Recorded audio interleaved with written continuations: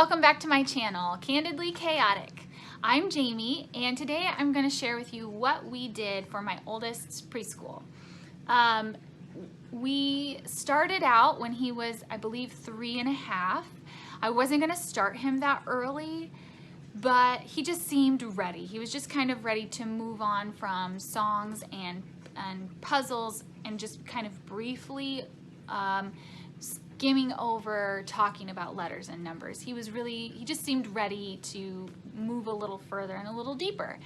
And on top of that, I had a not quite 1-year-old, and the year had been challenging to say the least.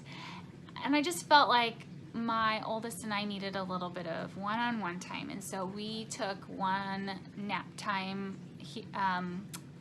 We started out with 2 days, and I believe we moved to 3 days, but we took a nap time here and there to do some school and have some mommy and him time, and it was wonderful. So what we use for preschool, we used the Letter of the Week program from Erica over at Confessions of a Homeschooler. I love her site. I highly recommend you take a look at all she has to offer.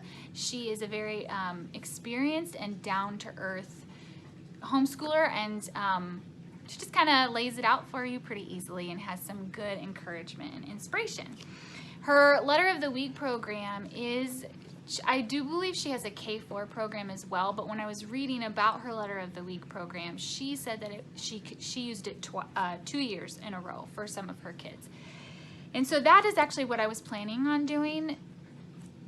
We will get into that a little bit more later why I did not do that, but I didn't do all of the activities the first year with my son. I did not. She had it set up so you could do it 5 days a week. I did not want to. She even said if it's your oldest student that you are using this for, not every day of the week would be better. The 5 day of the week was just kind of like, what are you going to do with this child while the other kids are doing their work? So we chose to do just some of the activities that my son really enjoyed, or some things that I thought would be extremely valuable. The program is just like it sounds. It's one letter each week. You focus in on that letter, and then along with it, a number, a shape, and a color. And it was perfect. It was gentle. I could make it even more gentle than it already was if we needed to move things around for my son. Although we didn't, because I didn't hit it really hard that first year. It was just an introduction, really. She had some Spanish that you could have used. We focused on sign language because my youngest was learning, we were doing baby sign language, and so it just fit. So we kind of skipped the Spanish for that year. She has Bible memory verses that you can do.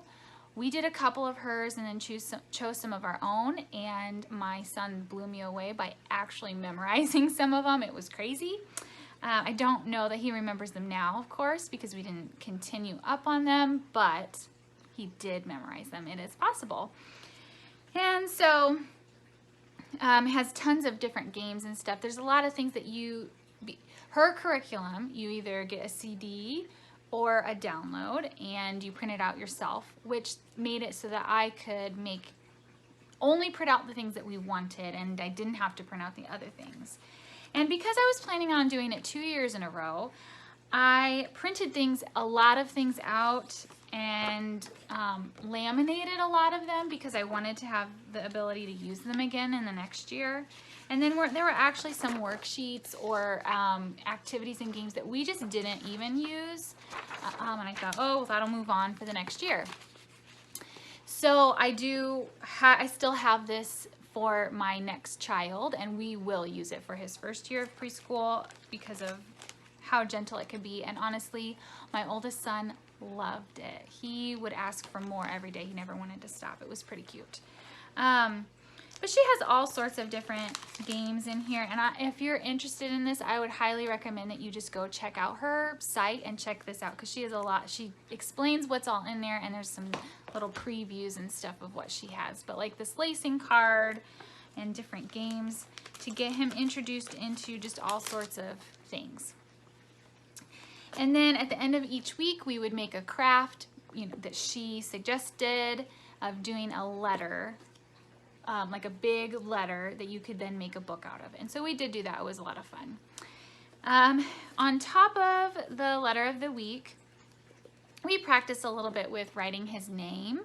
I wasn't very particular about it, but we did practice it, and he did learn it. I mean, his letters were kind of all over the place, but it was, you know, obviously his name. And for Bible time, we would just read some stories out of this book. Actually, I don't think we had this one quite yet, but we have a couple Bible books like this, and we would just read some Bible stories for Bible time. We did practice the Pledge of Allegiance, and we did lots and lots of activities from different places. But another great place to check out is Hands-On as we grow or as they grow. I will put it down in the description. It has tons of movement and easy activities. I usually had all the stuff sitting around, and he always had fun with it, and he always learned. He definitely learned from those activities. It made things stick a little better. So that was our first year. So the second year, I was planning on just going through the curriculum, doing one extra. I was going to do 4 days instead of 3, and then just doing more of the activities and being a little bit more intentional about making sure he got the letters, got the sounds before we moved on. And then reading. We always read. We've always read since my oldest was born, and so that's always been a part of just normal life. But when we finished it, for him, I felt like it wouldn't have been quite enough. I felt like he was ready to move on a little bit more than just that letter of the week curriculum. Now, I think for other students, for other kids, because for his second year of preschool, he was 4 going on 5.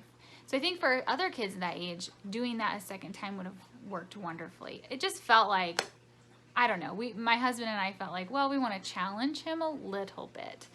And so we found The Good and the Beautiful, and we did the Level K primer, everybody says it differently. And this is definitely more intense. It's not as gentle at all. He did need to know his letters for the most part. You didn't have to know all of the letters, but you needed to have at least a good grasp of most of them for this to not be super frustrating. So thankfully he only had I think 5 or 6 or 7 letters that he didn't know right away, and so he did fine. And it definitely was more challenging. It was fun. It was fun to do. But we did have to move. Some days we could move fairly quickly, and sometimes we had to move a little bit more slowly because he would get a little frustrated. And so, yeah, I enjoyed it. I feel like my son learned so much when we did this program, and I contemplated doing it again. There are a lot of reasons why we decided not to. I can go into that in a different video. But I would say if you have maybe, your child needs a more gentle approach, or they get frustrated at not knowing something fairly quickly, I would say that this might be a little bit too much. Honestly, after finishing it, I wish there was something in between the letter of the week program and this. My son did well with this. We had to stop and take a break every once in a while, but for the most part, we could kind of move through. We never did a whole lesson at a time, and that really wasn't how this was created, was to do a whole lesson at a time. But yeah, in the end, I would say I wish there was something in between. For my next kiddo, when he starts preschool, we will definitely do the letter of the week the first year, and then I don't know what will happen from there. Well, he'll have to be pretty strong in things to move on here, I think. So my oldest second year of preschool, oh yeah, it comes with this little reader as well, which he did like that. He was reading a book. But so for my son's second year of preschool, we started a nature notebook. super like laid back about it. He would draw, like we went on a zoo visit, and this is his drawing of a Komodo dragon. And then my husband or myself would write whatever he told us to write about it, just a short little snippet. And then we actually decided to do like a leaf collecting project, and we were gonna look them all up, and it got really hard.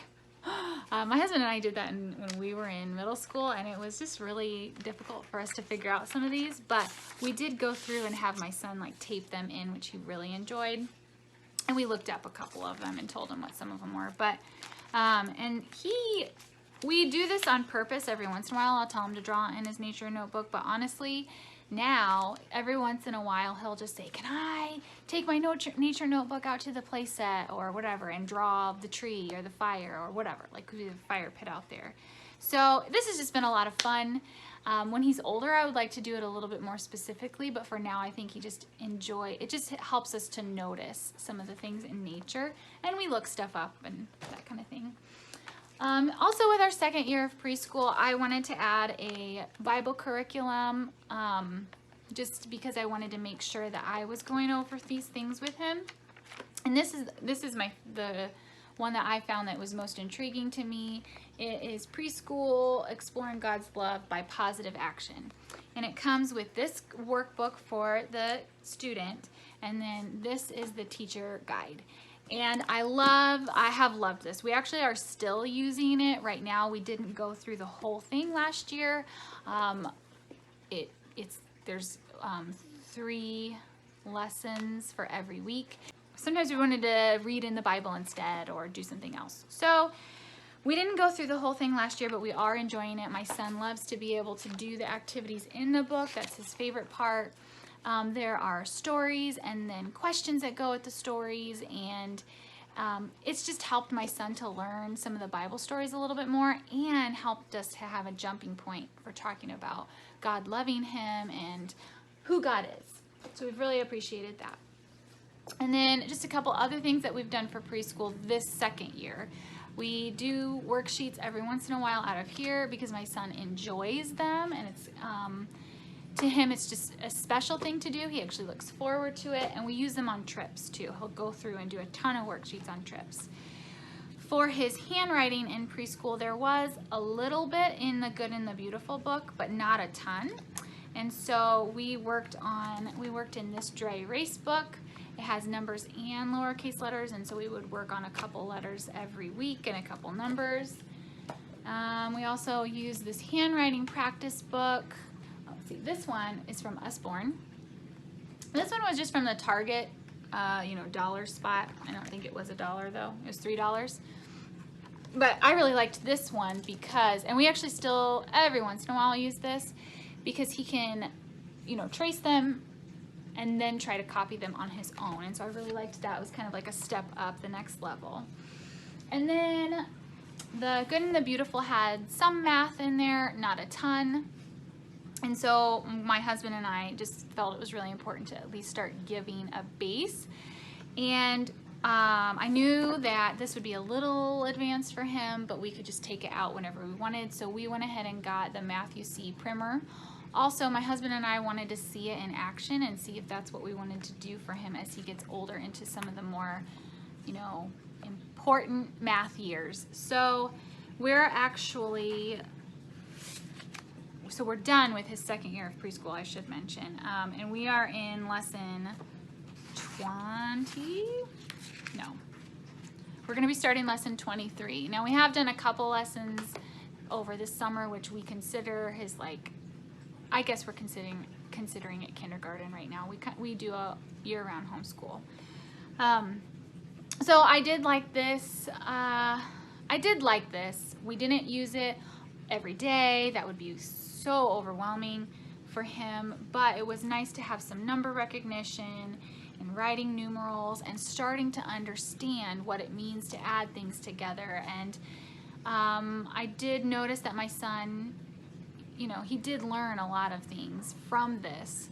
Although I will say, I feel like maybe we did jump the gun a little bit because he got a little confused with it talking about the hundreds place so quickly, and his number recognition is not 100% there yet, obviously. And so when you get into the teens, he's started to kind of confuse them where he didn't used to, and I kind of wonder if it's how quickly this has moved.